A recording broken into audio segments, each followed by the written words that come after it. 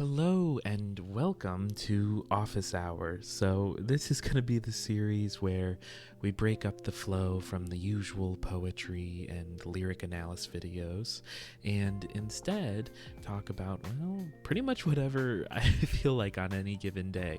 So, today I wanted to discuss a video game I've recently finished playing, which is Firewatch. And if you're, thinking to yourself, isn't he a little late to this party? The answer is yes, but I didn't really have a channel, obviously, when this was a thing, and I also hadn't played this game. So, yeah, I'm late to the party, but I still think it would be fun to talk about this one. Before we get into the full sort of discussion, review, critique, there's a couple things I just want to go over, and then we can jump right into it. All right, so before we fully jump into this little critique review discussion, really, I just wanted to mention a few things to keep in mind throughout it. So first, this is a first impression review. I'm sure there's tons of people who have done, extreme deep dives where they've read every note and played the game over 10 times. And so they're going to come at this with a totally different perspective. But, for this, I sort of just wanted to discuss more of like an average playthrough experience. So basically, again, this is just, I played the game through as it seemed like it was meant to be played. I took time with stuff and explored. But, this is a one playthrough sort of first impression review. So, the other thing to keep in mind is this is just my opinion. I will totally agree with the idea that, there's tons of different opinions on this and none is right. For some people, this game might be a total masterpiece. For other people, this game might have been, like a boring flop or something like that. And because of that, I'd really like to hear your opinion on the game. So, if you could leave your thoughts in the comments, I'd actually really enjoy reading through that and seeing what the sort of community feels about this game. Because I don't know if my take on this game is going to be sort of controversial or pretty, similar to how a lot of people feel. So, yeah. And also, don't forget to subscribe. So, if you're new to this channel, a big thing we do is we take a look at the writing of different pieces of media, be that, song lyrics, poetry, movies, video games, etc. And, we normally focus on the writing process. A main series that we're currently working through is sort of the Poetics of, in which we take a look at various pieces of media that aren't explicitly being presented as poems and basically highlighting and annotating the different poetic techniques and devices they use and seeing how by studying that, we can improve either our own poetry writing or our own songwriting. But on a large scale, we're going to be taking a look at a lot of different pieces of media. So, with that, I think we can finally jump into it. And I'd like to start with what I think will be the most important thing I say in this entire video. All right, so the first thing I want to cover is why does Henry fall down like that? So I'm serious about this. So whenever he's doing his drop down animation, he has one leg is straight and then he bows out to the left, his other leg, and twists his ankle like inward, where like if this is where it's flat, he like has it so his ankle's like this. And it's like if he falls, especially where you see here, he has all this loose rock and it's a not flat surface. He's going to fall and then the weight is going to go here, which is going to snap his leg. It annoyed me every single time I had to do the drop down animation. Because the thing is if you say, oh no, that's a perspective thing and his legs are straight. They're not though, because if you draw this, you have to draw his thigh this way while his other thigh is this way. Even if this leg was just slightly bent so that this one was higher up than this one, the perspective would still be drawn like this. You'd have your leg and then, here's the knee joint going straight down and then you'd see your leg here and then the longer one with the leg here. But you don't get that. Instead, you get it where this man has bent his ankle.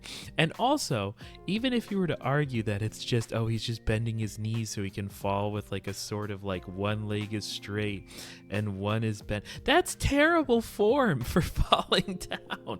Because that means that when he lands on this extremely not flat, not smooth, whatever surface, he's going to fall with all of the weight then being put onto this leg, and then he's going to have to try to not snap that ankle, and then weirdly, after he lands, then smoothly put down this leg. That's terrible form. It bugged me every time. It was like, are you trying to break your ankle? It was to the point that I actually thought it was going to be a plot point, that at some point he was going to go, as we'll get into during our plot point, he goes into this whole like conspiracy deep dive. I was fully expecting him to accidentally at one point break his ankle or like dislocate it, or break his knee too for that matter.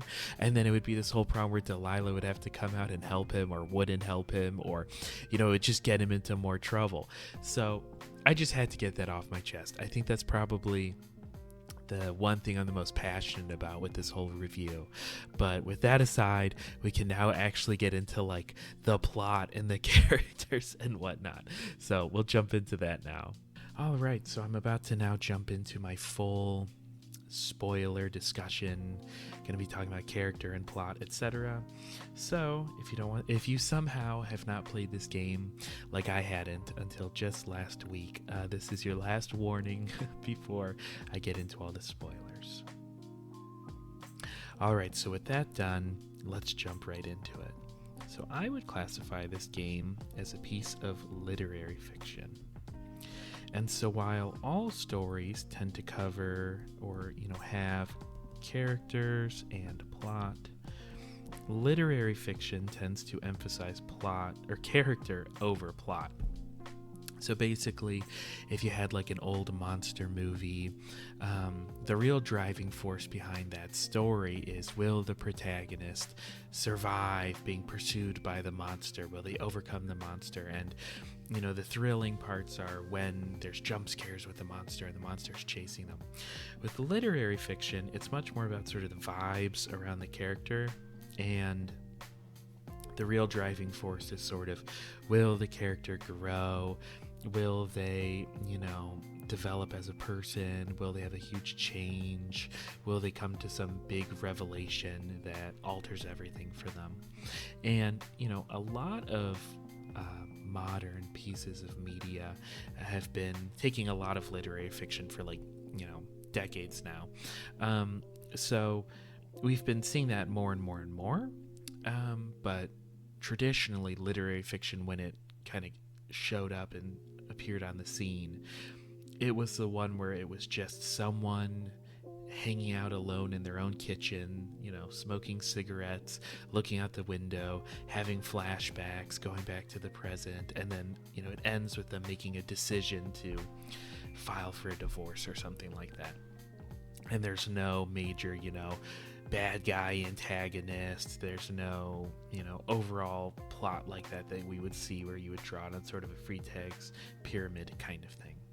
So, here we have a plot that is really a literary fiction plot, but it at times disguises itself as being sort of a genre plot. And so, really, if I were to sort of summarize the entire plot in a really quick way, I would say you have Henry, who is married to a woman named Julia, but Julia gets dementia, and so she gets sicker and sicker, and then they grow apart from one another. To sort of cope with this, Henry then joins the Firewatch and, plans to seclude himself in nature and, try to get some sense of healing. There he meets Delilah, who is sort of the other nearby Firewatch / sort of his manager, because she's been doing this for years and years and years. And while they're there, these two sort of believe they're uncovering a conspiracy, but with this whole like government, they're being spied on, all of this stuff. But in reality, it's just Ned Goodwin sort of trying to run away from the fact that his son Brian died in what appears to be a climbing accident. So ultimately, what this story is really about is sort of 3 people enter the woods to run away from their issues and then sort of fail to do so. So here's where sort of my first kind of major gripe with the plot is that I felt like if they wanted to do a literary fiction piece, I kind of wish they had just done it. I really would not have minded sort of like a slow, meditative game where you're, like sort of like Stardew Valley in a way where you're like, you're chopping wood, looking for fires, and then maybe there's some beautiful moments where you're like stargazing, or maybe you see see deer pass by, and you start, and you would see Henry start to realize like, oh, he's just a part of nature himself, and the hardships that he's having with Julia, it's just part of like the circle of life, and he, leaves the woods ready to confront and approach Julia / confront his past and his sort of I guess like mixed feelings about Julia's condition. However, we don't get that. Instead, we get like a sort of like little fake out conspiracy thing where basically Henry begins to suspect that him and Delilah are being like monitored and being spied on, and you're not sure if Delilah's in on it or not. And so Henry, breaks into this like college university like research area and finds notes that he's been being spied on, and it all leads to him going into this cave. And there's also these girls who went missing, and did they go missing because they were part of this government cover-up conspiracy? But that whole thing ends up just being nothing, and it's again was just like a kind of crazy guy who may be crazy because he's dealing with the trauma of his son dying, and he is worried that Delilah and Henry are gonna find out that Brian died, so he then decides to sort of like mentally torture them a little bit and trying to scare them off so they don't like look deeper into what's going on. So, which is sort of a letdown. But here's the thing that I feel like I want to like really focus on. I'm totally okay. I'm okay with there being no actual conspiracy. However, what I'm not okay with is the fact that it really feels like Henry and Delilah, and honestly also Ned, don't actually grow. And again, so talking about that whole literary fiction thing about how the main driving force is character growth, it's like, okay, if you're not going to have it where Henry actually is this kind of bumbling idiot to a degree who accidentally stumbles into a conspiracy, if you don't want to tell that story where it ends with, him running from the government and it's some sort of like Stranger Things-esque thing, then you kind of have to work much more on the growth. And some people are going to say, oh, well, no, he did grow because, by the end, he decides to, go back to Julia. But that's where he was before he went into the woods. He was sort of avoiding Julia a little bit, but he was with Julia. And I do not feel convinced that by the end of this, he has a better grasp on the situation with Julia. It's not like, oh, because of his time in the woods when he thought that he was being spied on, now he's a more emotionally strong and can handle Julia's sickness with dementia. And I also don't feel like, it would be sort of like a vaguely evil ending. I don't know. evil is sort of like your opinion. But if it ended where it was basically like through this whole process of his time with Delilah, he realized that he's no longer in love with Julia, and so he technically grows, even if it's sort of a negative growth, and decides to go home and divorce Julia. I don't know if he could even tell Julia that he wants to divorce her because she has such bad dementia she doesn't really remember him, but he could medically divorce her and then run off with Delilah. While he would kind of be a bad person for doing that, in my opinion, it would still have at least been character growth. We would have at least seen him change, because he's sort of just this guy who's in stasis in the beginning of the game, where he's like, I really should be hanging out with my wife, but I don't want to because it's emotionally hard. And then by the end, it's sort of him being like, well, I guess I'll go back and talk to my wife or hang out with her. And it especially was hard for my playthrough because there's some moments of dialogue options, and when I was playing it, I chose the dialogue options that were basically him being like, let me write this so you can see it. It was basically him being like, I shouldn't be here. He kept saying in my playthrough, I shouldn't be here, I shouldn't be in the woods, this is sort of wrong of me. And then in the end, he's just sort of like, yep, I shouldn't have been in the woods. I should probably go back to Julia. So there was just no growth. Similarly, Delilah continues to still also sort of like run from her weird sort of emotional issues where she previously had sort of like emotional, she was sort of like distant with her husband / boyfriend, Javier, I believe is his name. And it's kind of unclear because Ned at one point claims that she's actually still with him, like with Javier. But it's not clear if that was just Ned trying to make Henry distrust Delilah or if that was true. But basically, she's like emotionally unavailable, but also sort of likes like short flings with people. And at one point, she kind of tries to do a short fling with Henry. And then at the end, the whole forest is on fire and the fire's spreading, and so they're about to evacuate, and Henry asks Delilah to stay so he can at least see her, and kind of because he feels like he went through this whole ordeal with the conspiracy, and in the end she chooses not to stay back. And that choosing to not stay back just feels like she just continued to stay in her current position of being emotionally unavailable, and she kind of runs away from Henry. Ned, furthermore, decides not to turn himself in because he kind of, through negligence, might have caused Brian to die. And so he just decides to go hide in the woods more and more and more.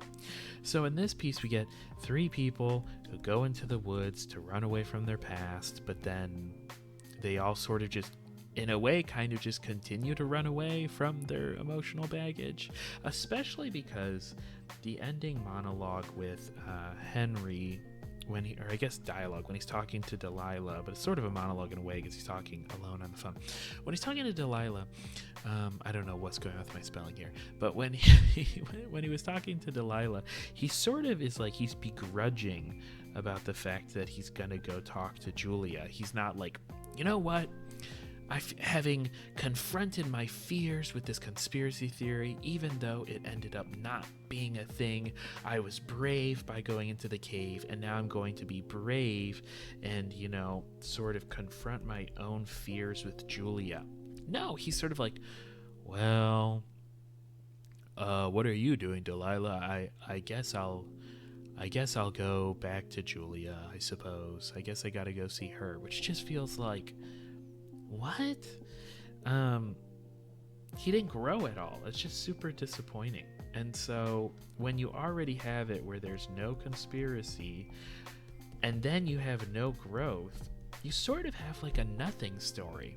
I couldn't help but feel at the end of it like, okay, what was that for? Henry is just going to have then taken like a 78 long day little vacation from his wife, and then he's just going to go back and he'll probably just still be really passive about it, and Delilah's just going to probably try to actually work in the Firewatch again next summer, even though she claims that she's not going to. Or she'll work at a Firewatch in a different area where there's not the body, because by the end of it, she still seems to be hesitating as to whether or not she's going to like report the dead body of this boy that she feels guilty that he died and went missing. And then Ned is just going to keep hiding in the woods like a crazy guy. So if there wasn't the conspiracy and there's no growth, like, is there any story? In my mind, I kind of feel like there isn't. So that's sort of the most frustrating aspect of it to me, because here's the thing, like, when I was playing the game and the conspiracy began to show up, I was excited. I was like, okay, that seems interesting. What's going on? He's being watched. That's creepy. And then it didn't go anywhere, and it's like, okay, people are gonna say, well, that's deep because you feel let down just like Henry feels let down. But then I'm hit with feeling even more disappointment and let down by Henry still kind of being a schmuck by the end of it. I just feel like I didn't get any satisfaction whatsoever. And if you're to say, well, it's a story that you're not supposed to be satisfied, there's tons of stories like that where the character tries to get revenge but then doesn't get revenge. But the point being is, when you have a character who is pursuing revenge against another character, and he's going and he's trying to get to the guy and he's going through all these obstacles, and then he finally gets there, and then he decides, you know what, I'm not going to get revenge against you. That would just make me as bad as you. The reason he makes that decision is because he grew as a character through this whole journey he was going on. This journey here changes him drastically from being this bloodthirsty guy who set out on vengeance to being like, you know what, I have either found new people who I care about, and if I get revenge, it'll hurt them, or I've just found that I healed through the process, or I weirdly understood more about you through the process as I learned about you, as I was tracking you, etc., etc., etc. Point being, there's change. I don't see any change because he was with Julia before he went into the woods. Ned was already hiding in the woods. Delilah has not called in the body. She is still just running away from people. So I just feel disappointed in that way. But that being said, there's a couple other things I want to talk about, which we'll get into now. Okay, and so before I get into some more like truly nitpicky things / I don't know, things I'm less burning passionate about, I also want to talk about, so we have Henry and we have Delilah, and they have sort of a flirtationship. They sort of flirt on the walkie-talkies, and then at one point when they're watching the fire, Delilah kind of pretty much makes a move on Henry. And so for my choice, I chose for Henry to just stay loyal to Julia, because like shortly before that he gets like a dream call from Julia, and he seems to still be into her, and again, she's still like alive. It'd be one thing if she had died 20 years ago and it's like it's time to move on. But I have to ask, so if we're trying to like chart this out on a story where it's like, okay, you have your inciting incident, you have, your introduction, then you have your rising action, and then you have your climax, and then you have your resolution and sort of falling action, that whole thing. So Henry is a guy. So Henry has a sick wife, and he's sort of running away emotionally. He goes into the woods, and then he spends like 78 days flirting with another woman and like sort of emotionally cheating. Then he thinks there's a conspiracy, and then there isn't. And then he reaches out for Delilah, where he's sort of like, hey, before you leave, wait so I can see you face to face. And then she turns him down, and then he goes home. what's the purpose of this flirtationship? Because it'd be one thing if it was like, oh, Henry is still in love with his wife, but he's starting to grow distant, and then he goes into the woods and suddenly there's this beautiful woman who's flirting with him, and it's actually through his denial of Delilah that he realizes that he still loves Julia. Because that would be like, oh, I didn't realize I still loved Julia until I started turning down other women, because it was basically like, wait, no, I don't want to be with you, Delilah, I want to be with Julia.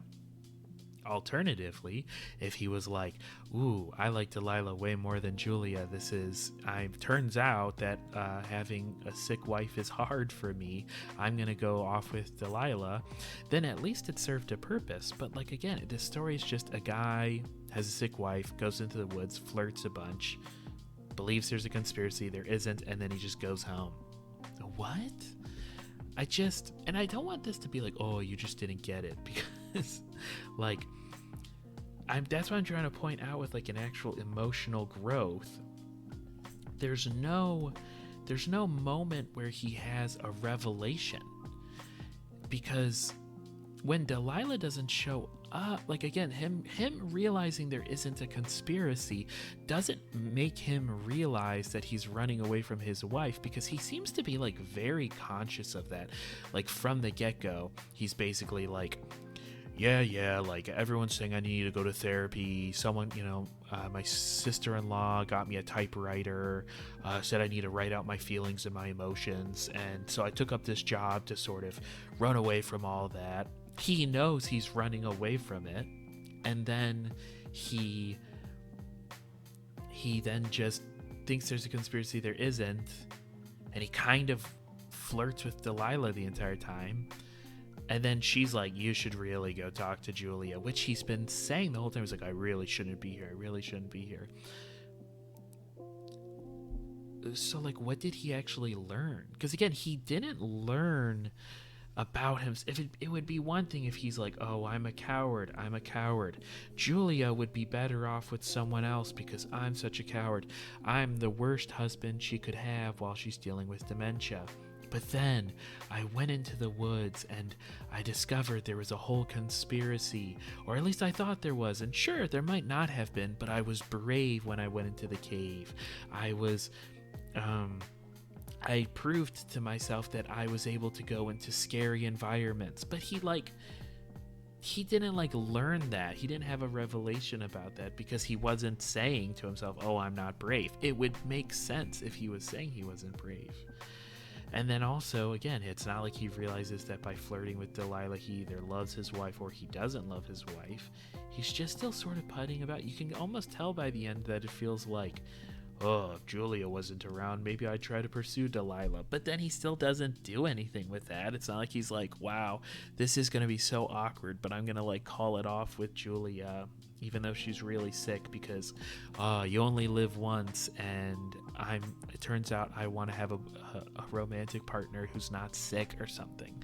It's just really, really weird. Okay, now I'm just going to jump into my final sort of smaller points, and then we can wrap this up. All right, so other things I wasn't crazy about with this game.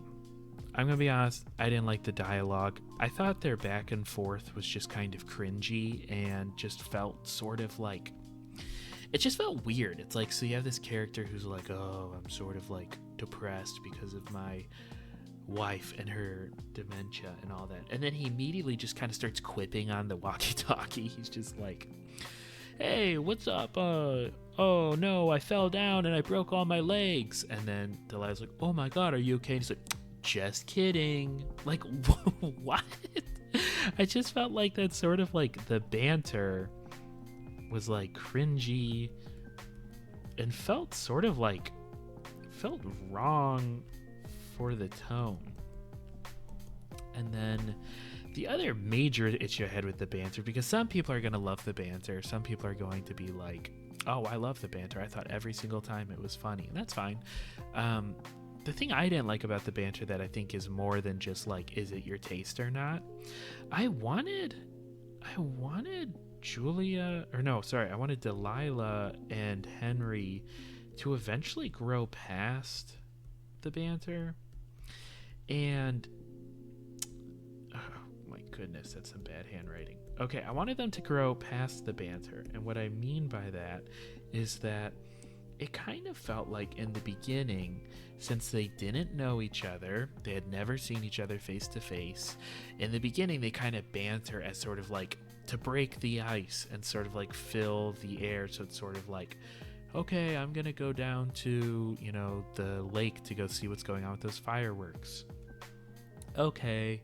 And then it would be awkward. So instead, one of them's like, okay, make sure you don't drown while you're down there. Or like, it'd be like, oh, hopefully one of those firecrackers doesn't hit you in the face. And then the other guy goes, oh, that would be terrible. It's like, so they're filling the air to sort of like, because it's awkward. It's like they're coping by bantering to make things less awkward. But they keep the banter up the entire time. I wanted it eventually, because I feel like I've had that with friends where you meet someone and you're sort of like, oh, this meeting is really boring, right? Or, I don't know, just whatever. You just sort of banter. But then as you grow as friends, you can have more like deep and open relationship conversations. And so even when Henry is like attacked and hit on the head and like knocked out, like they're still bantering. And even at the very, very end, when she's like, hey, so just so you know, there's going to be like a ton of questioning because we just found like the body of a dead, young boy. And then he's like, all right, so what? We're going to tell him that we killed Brian and then we did all this. It's like he's still bantering. And it just felt like, can you guys just be honest for once in your life? Can you just kind of like, cut the charade and just sort of just be honest and just actually talk. There's only one moment they kind of talk, and that's when Delilah's basically like coming on to Henry, which is just sort of like, he has a wife, so it's sort of a bad moment, and then it's just banter. So I was just not a fan of the banter. It got really old really fast for me, and again, mostly because I was like, oh my gosh, like, can you guys please just drop the act for 5 seconds and actually be like, hey, I think that we're in danger here. Like, and it didn't feel like, oh, they're doing the banter to try to stay brave because, it's like, oh, two people going into the basement where they think there's a monster and to keep bantering to keep the mood light. Because it's all of the time. It's like nonstop. So that to me got very annoying. I also felt like there was just some weird pacing issues where like a big like stomach drop moment for me was when it's announced that the two girls at the beginning of the game have gone missing, and basically the number one suspect is Henry. And like, since we play as Henry, we know he didn't have anything to do with that. But that ends up being like the scariest moment, because that sort of feels like either this government conspiracy kidnapped these girls, or it's basically like they're going to frame Henry to cover their tracks, and either situation is really scary. And that's like a huge source of anxiety, and it's also like a driving point for the characters, and sort of a point of conflict where like Delilah doesn't really report it correctly and all of that stuff.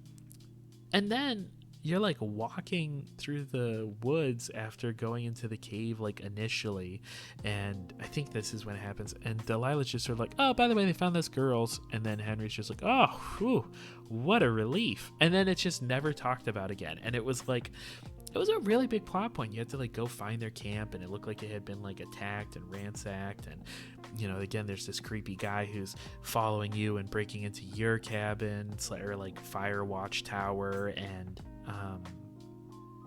and so you're thinking, oh, did that guy go after the girls? Was it this government? Are there like multiple antagonists? And for them both to just be like, oh, great, girls are fine, okay, and they just never talk about that, or like, I don't know, I just feel like the pacing was sort of like, oh, that plot point's done now. And then honestly at the end they find that Brian was died in the cave, and they sort of just are like, well, I guess that was it, there was nothing else here. And it's like, I don't know why they didn't think that was if they truly believed in the conspiracy, you would have thought that they would have basically assumed that the Brian thing is just unrelated to the conspiracy. Not that it's like, oh, there's no conspiracy, it was just Brian. And then eventually they find out more because he goes into like Ned's like hideout. But I don't know. I feel like, because it was all like, oh, the cave equals, that's where the conspiracy is. And then it was just like, just Brian. And then instead of like investigating the caves, he doesn't go deeper into the caves or anything. And then again with the girls, it was just like resolved like really quickly and offhandedly. It was like this huge plot point, and then it's just an anecdote like, oh, they're found, like we didn't help find them or like anything. So once again, it was sort of just like, oh, they subverted our expectations. But I feel like they over subverted our expectations.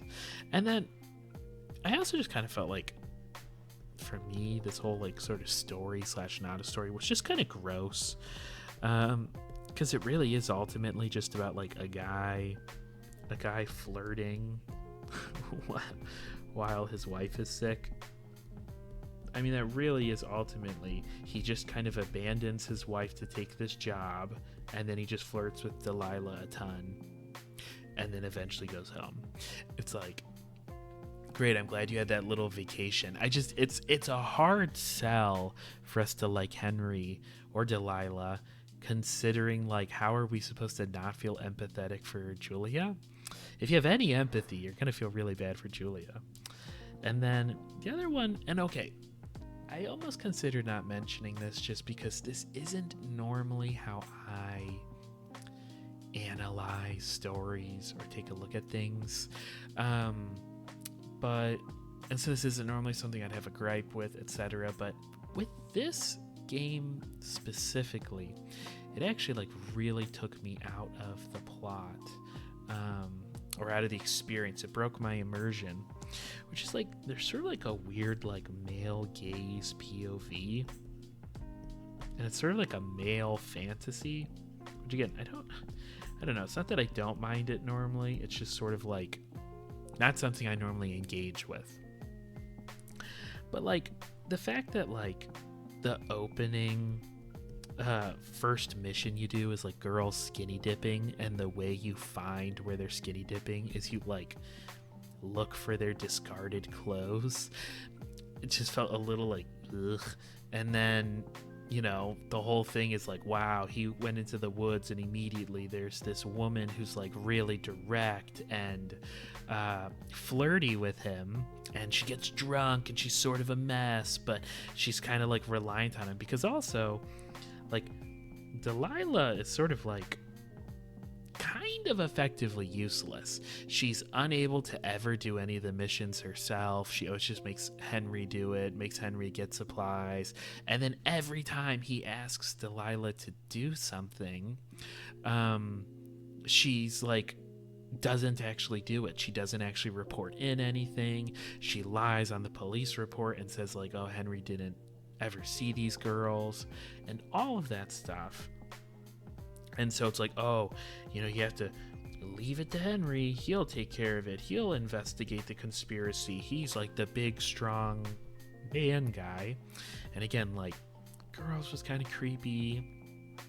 And I don't know. It just felt sort of like a little much, especially for a game that felt like it was supposed to be sort of like socially conscious or educated. There was a couple moments that it felt like it was, pretty aware to like